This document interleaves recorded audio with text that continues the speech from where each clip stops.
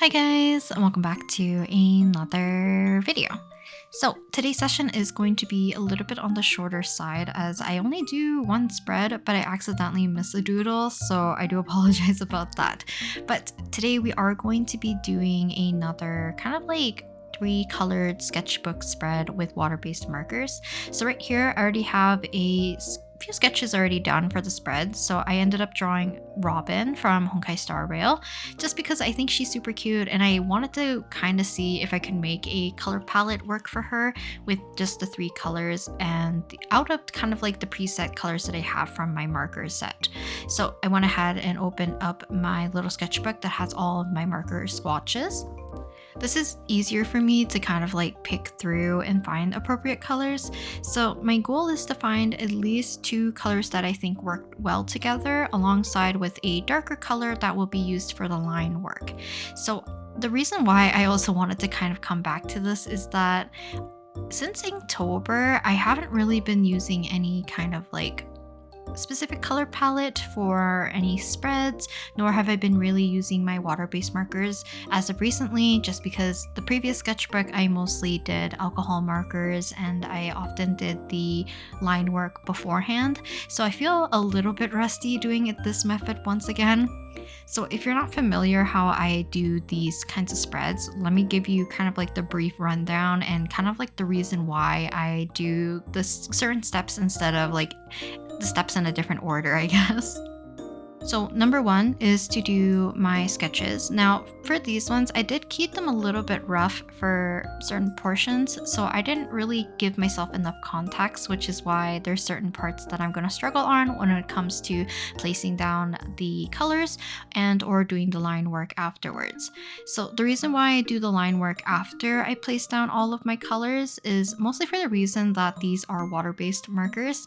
So in the past, whenever I used alcohol markers, I like to use water-based markers as my line work as they don't react, or at least like the ones that I've done the combinations of haven't reacted or smudged or anything like that. So I was having a good time just doing the line work first, and then after that placing my alcohol markers on top and kind of getting that more of a clean, crisp kind of look compared to doing it with the water-based markers and adding the colors first and then doing the line work on top.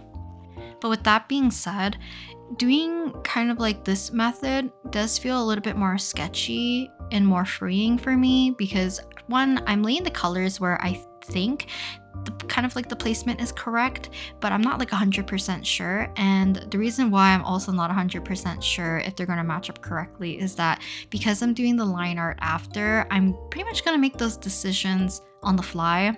And I oftentimes do the line art alongside with my reference and I kind of go back and forth to make sure I add the correct details in the right places. But hopefully I gave myself enough context by that point. But like I said, for this session, I didn't really give myself enough detail for certain parts of her outfit. I probably should have looked up other references that gave me a clearer indication. I did end up drawing Sunday as well, but I decided to cut out all the footage just because I didn't really like the color composition for his spread as well as like the drawings that I did for him anyways, and I missed a lot of the recording, which you'll see that I'll end up missing I guess like the most right hand side doodle of Robin. I end up not showing the inking process, which kind of sucks, which is also another reason why this particular session is on kind of like the shorter side. So after I have the sketch finished, I go ahead and pull out my water-based markers. So for the sketch, as I'm just going to talk about it first, I do like making my sketch in not like graphite as it smudges a lot with the water-based markers or just like any kind of lighter color of anything. So I like to use the Pilot Color Eno in the color red, but more recently if you've seen me use more of a softer dark blue, then I'm using I think it's the Unicolor Dia. I don't know if there's nano somewhere in that particular naming title, but if there is, I'll just make sure to put it in the description if I do end up using it for like future spreads or like previous spreads. But for today, I did end up using the Pilot Color Eno in the color red just because it's a little bit softer in terms of like how in your face it is with the lines compared to actual just like normal graphite, alongside with the fact that if it does smudge, The lines are water soluble, meaning that they'll kind of get like pushed around and picked up by the water-based markers anyways, while graphite kind of just stays there and the markers just kind of go on top. So I just find it a lot easier for me to hide those lines if I don't really need them present. And then after that, we go ahead and choose our colors. So for this instant, and usually for future spreads and like previous spreads, 3 colors is kind of like a good number for myself in terms of not making the page look overwhelmingly too busy with the colors. I have done some where it's like 4 or more, or 3 or more, and they become a little bit too busy, and I see a lot of colors that are not necessary to the character. So even though Robin's eyes are technically green, I did have the choice to make them either purple or yellow in this case. But because they're kind of on the lighter side, I ended up using the yellow, and because the majority of my spread had more purple than yellow in terms of the balance, I decided to make them yellow to make them stand out. So kind of like a general rule, my line art color will be one of the 3 colors that I end up choosing. And this kind of just came about because I like the fact that these kind of particular markers had a brush tip side, which I like to use for blocking in the colors. And then as you can see, I'm using the opposite side, which has the fine liner option. So I'm using that to do all the line work, and it just gives me a bunch of options to allow myself to have like pretty much the same colors as a line art option. So like I mentioned, because I am using the same marker, it is the same ink. So the markers will blend and bleed when it comes in contact with water because it is a water-based marker, which means that I have to do the line work after the fact so that a lot of my colors that I do end up using doesn't smudge over the lines unless you're like super careful and kind of stay next to your line work or like within your line work, then maybe you're okay. But because I color kind of like willy-nilly, I don't really want to be smudging on top of my line work and kind of making everything look muddy and unclear and just not sharp, I guess. But the other 2 colors, I tend to keep them on the mid-tone to lighter colors is the kind of selection. Ideally, I like to have one warmer and one cooler of the 2. It doesn't really have to be like warm as in like yellow, red, or orange, or like even purple, versus like greens, your blues, and your purples on the other side, which might be your cool colors.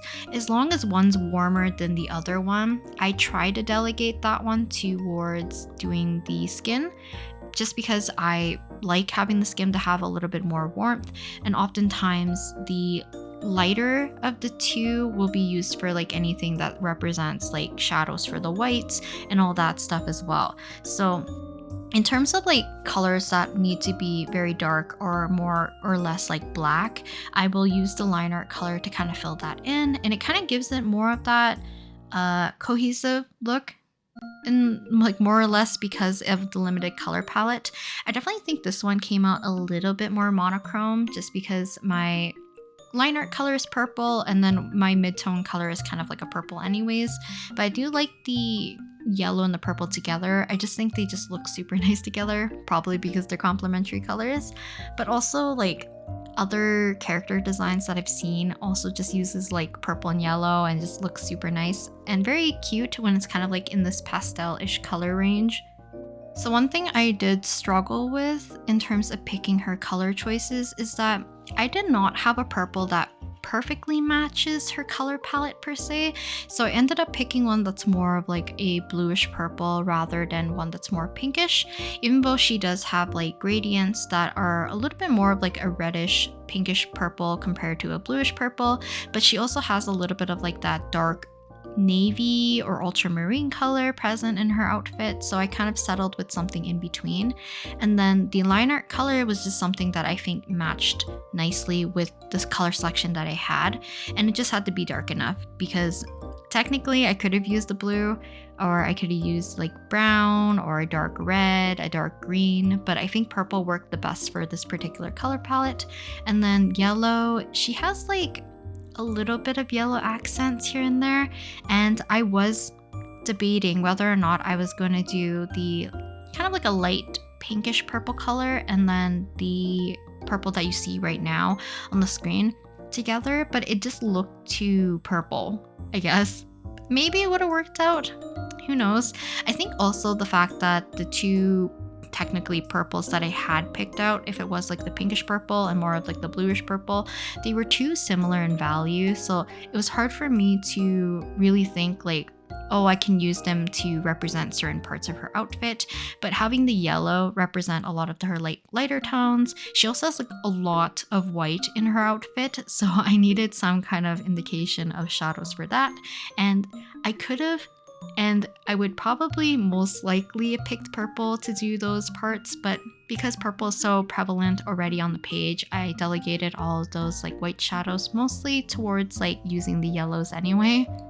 But my favorite part, especially doing like traditional mediums, I often do the line art as kind of like my last step. So I do this with like watercolors. Sometimes I do this with colored pencils as well, as I like to use the same medium as the line art medium as well. Other like traditional mediums, you can definitely do like your line art first and then do your colors within it. But starting out, I think I kind of disliked the fact of doing line art. One, because I didn't like what my line art looked like, and then two, it just felt too much like having to keep everything clean and contained. And at the time when I was doing more like sketches and like, I don't know, like just wanting to do something quick in my sketchbook, having to do neat line art and then coloring after was more of an ordeal than it needed to be. So doing it this method where I can do the line art on top and kind of like pick and choose depending on how I'm feeling that day or that session of how much detail I want to put in each little drawing or doodle, or like if I really wanted to push it, I really could. But for these ones, it kind of fell into the range of I wanted to do the spread, but I also did not have all the information easily to me. I had to keep flipping through a bunch of different references to make sure that certain things look correct when I was sketching, but I ended up only using one reference when I was doing the line art, so there's probably a lot of details that are incorrect, or there's details that I just remembered incorrectly anyways. Which also happened to be the problem I had with Sunday, as I could not find proper reference of his newest outfit other than his current splash art, which the splash art shows pretty much like the full body of his outfit, but a lot of it's covered because he has his arm raised, he's kind of like he's kind of positioned to one side a little bit more, so it's kind of hard to see the entirety of like the front portion of his chest area. And I don't know, maybe it's just throwing me off because I wanted to see whether or not the thing around his neck is like a scarf or it's part of his jacket. I'm pretty sure it's a scarf because there is something flowing behind him, but you know, I'll tackle that once he's like finally released, which is probably in a few days, I believe.